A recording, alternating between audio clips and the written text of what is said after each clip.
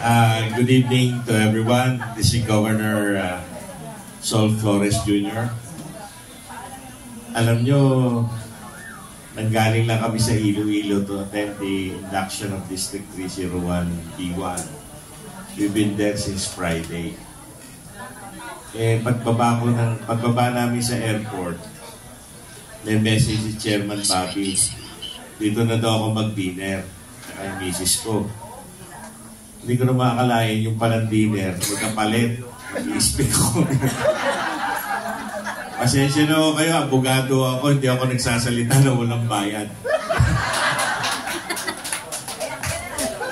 Anyway, congratulations to the new club president. Are you re-elected or new? Re-elected. Kaya pala kanina nagulat ako. Ngayon lang ako nakadinig ng inaugural at valedictory speech. Dr. Patrick Roquel, right? Okay. Congratulations on your re-election as club president of one of the distinguished club in District 301 A2. Nag-iingat ako, baka ibang district ang masabi ko. You belong to a club with a history, a storied history of that.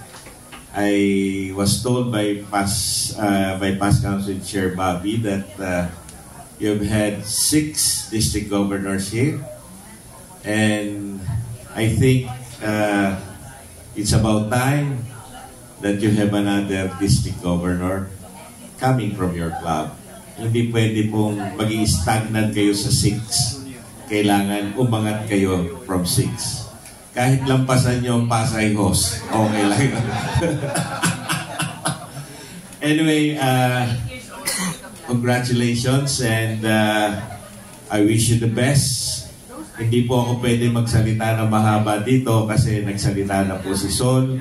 According to protocol, the district governor of the district should be the last to speak and has the privilege of speaking more than 1 hour.